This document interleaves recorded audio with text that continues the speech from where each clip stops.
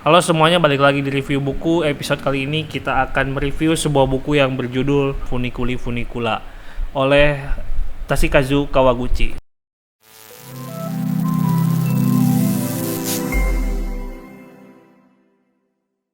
Pertama kali saya tahu tentang buku ini agak sedikit unik karena yang saya tahu Funiculi Funicula ini merupakan sebuah judul lagu. Jadi wah, unik kayaknya ya ketemu buku yang judulnya hampir sama kayak judul lagu gitu. Saya kira buku ini ketika lihat sekilas gitu Funiculi Funicula kayaknya akan beririsan dengan seni gitu. Ternyata ini adalah sebuah novel yang ditulis oleh Toshikazu Kawaguchi, di mana novel ini bercerita tentang kafe kecil di kota Tokyo yang terkenal dengan urban legendnya, sehingga membuat orang-orang di sekitar itu penasaran. Karena di kafe ini siapapun yang datang, pengunjung itu bisa mengunjungi atau menjelajah waktu kembali ke masa lalu dan masa depan untuk bertemu orang yang mereka inginkan gitu. Meskipun begitu banyak peraturan yang harus dijalani, bahkan bisa membahayakan nyawa mereka. Akhirnya rasa penasaran itu membuat beberapa orang berani datang untuk ke kafe ini untuk memastikan gitu, bener nggak sih gitu rumor bisa menjelajah waktu ini di kafe Funiculi Funicula ini. Dengan menjelajah mesin waktu, seseorang kan berharap bisa memperbaiki kesalahan-kesalahannya ya di masa lalu gitu. Sehingga penyesalan-penyesalan di masa sekarang atau mungkin nanti di masa depan itu tidak terjadi gitu.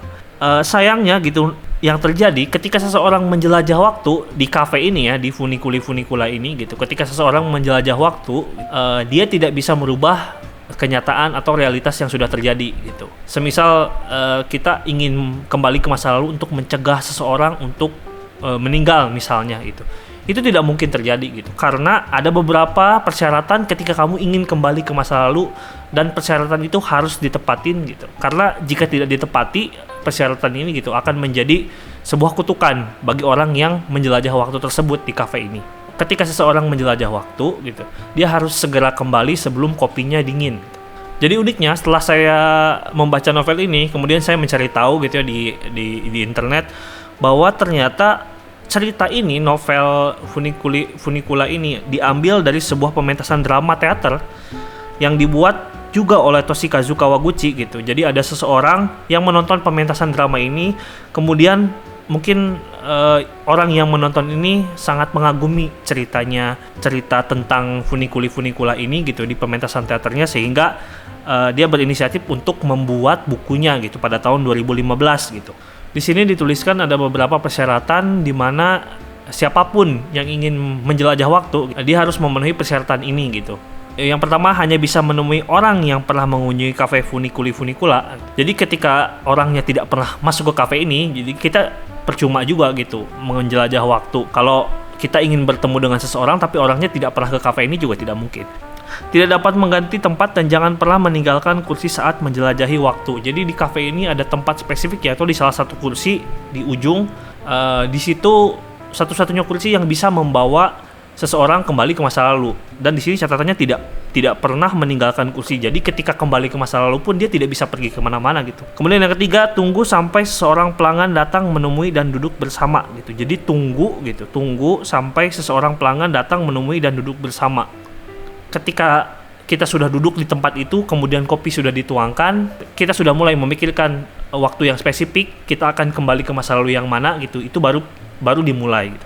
Kemudian yang kelima, wajib habiskan kopi sebelum kopinya menjadi dingin. Jadi di sini juga dituliskan kalau kopinya tidak habis, kemudian itu akan jadi kutukan gitu bagi orang yang kembali.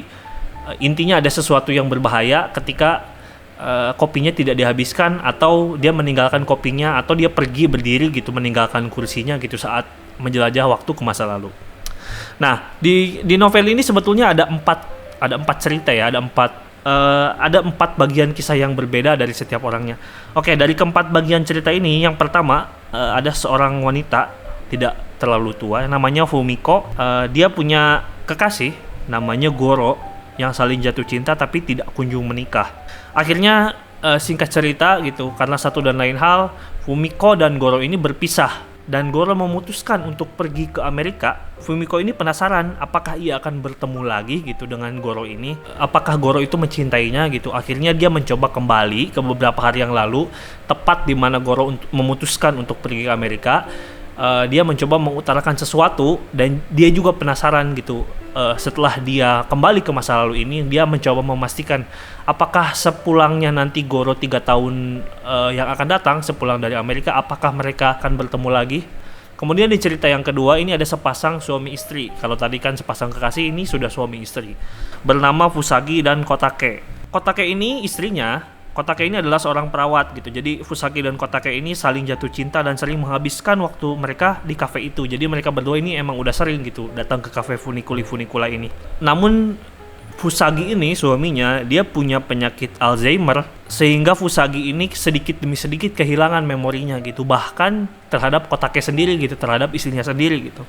Di satu ketika Fusagi ini ingin mencoba menyampaikan pesan kepada istrinya sendiri. Fusagi sebetulnya menyadari bahwa dirinya punya Alzheimer ini dan dia sadar bahwa dia sedikit demi sedikit kehilangan memorinya gitu.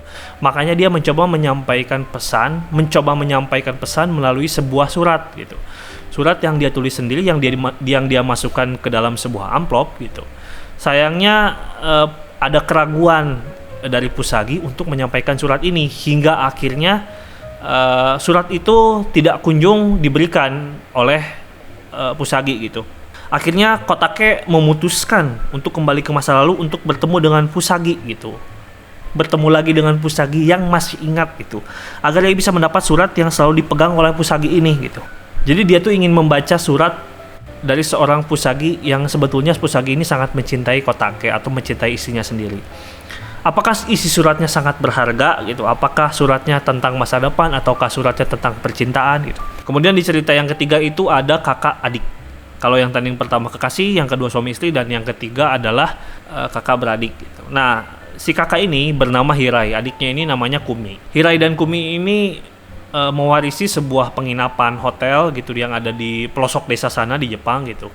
Namun karena Hirai pergi ke Tokyo atau ke kota gitu ya untuk punya kehidupan yang dia pengen sendiri gitu, hingga akhirnya dia mengelola sebuah bar gitu. Nah, Kumi ini, adiknya Hirai ini, terpaksa untuk mengelola hotel peninggalan keluarganya gitu. Jadi Hirai selalu merasa bahwa pengen punya kehidupan dengan caranya sendiri gitu. Kumi ini adik perempuan yang sering datang ke kafe demi bisa membujuk kakaknya untuk pulang.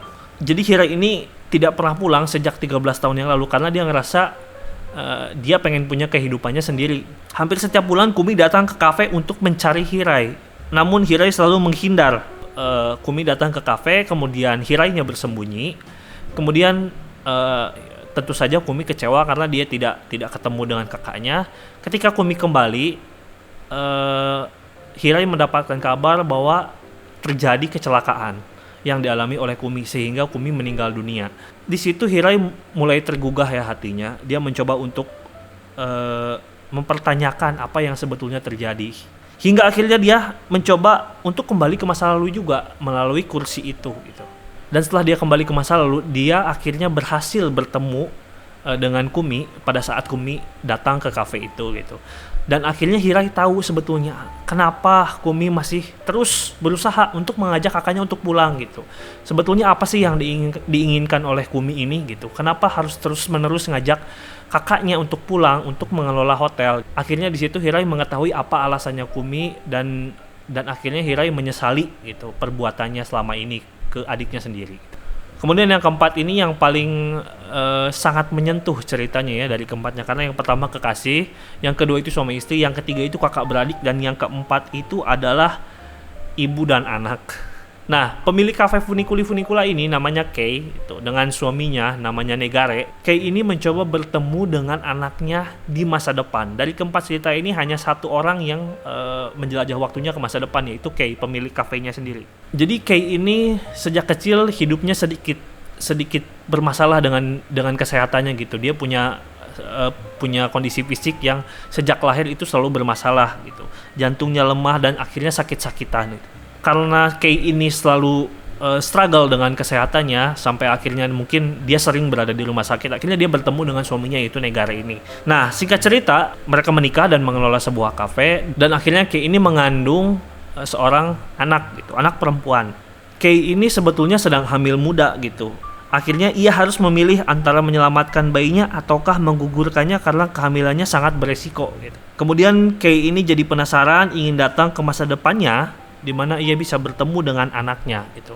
Menjelajah waktu di kafe Funicula ini tidak pernah ada yang pernah menjelajah waktu ke masa depan gitu. Karena apa? Karena kita tidak tahu gitu siapa yang akan datang ke kafe ini gitu. Karena yang sudah yang harus kita tahu ketika kita menjelajah waktu di masa lalu, waktu yang kita pikirkan itu adalah waktu ketika kita pernah punya pengalaman di kafe ini gitu. Sementara ketika kita menjelajah waktu ke masa depan itu tidak mungkin kan, karena tidak tahu akan ada orang yang ingin kita temui itu ada nggak di kafe itu gitu pada waktu itu gitu. Akhirnya mungkin Kei berinisiatif untuk berangkat menjelajah waktu 10 tahun yang akan datang pada pukul 15.00 gitu. Tepat pada hari ulang tahunnya Kei gitu. Makanya dia rasa mungkin ketika hari ulang tahunnya gitu, orang-orang di sekelilingnya akan ingat gitu hari ulang tahunnya. Sehingga orang-orang di sekitar itu pasti berada di sekitar kafe gitu. Pasti ada di dalam kafe gitu. Termasuk yang diharapkan adalah anaknya. Entah bagaimana mungkin ada spell atau magic yang salah gitu. Sehingga akhirnya dia menjelajah waktu di 15 tahun yang akan datang di pukul 10. Jadi kebalik, bukan 10 tahun di jam 15 tapi 15 tahun yang akan datang di jam 10 gitu. Akhirnya dia bertemu dengan anaknya. Awalnya dia nggak nyadar bahwa itu anaknya gitu. Jadi ya itu gambaran bahwa si Kei ini kayaknya melahirkan anaknya gitu sehingga Kei itu tidak terselamatkan. Dari yang saya baca sebetulnya bukan tentang kembali ke masa lalu untuk merubah kenyataan di masa depan sebetulnya, tapi mereka kembali ke masa lalu dengan hati yang baru, di mana mereka merasa di waktu ini ada sesuatu yang tidak beres atau sesuatu yang tidak selesai di masa lalu gitu. Mereka sadar ketika mereka menjelajahi waktu, mereka sadar bahwa mereka tidak bisa gitu merubah masa depan gitu. Mereka menyelesaikan apa yang seharusnya selesai di masa lalu. Pada akhirnya kenyataan tidak berubah bagi mereka yang kembali ke masa lalu ataupun mereka yang pergi ke masa depan. Lalu apa istimewanya kursi ini? Akankah kehidupan mereka yang pernah duduk di kursi istimewa ini akan berubah setelah memutar waktu? Ataukah mereka akan terjebak pada kenyataan-kenyataan yang sebetulnya tidak pernah bisa mereka terima? Untuk lebih lengkapnya silahkan kalian baca sendiri buku Funicula oleh Toshikazu Kawaguchi. Sampai ketemu di episode review buku selanjutnya. Dadah.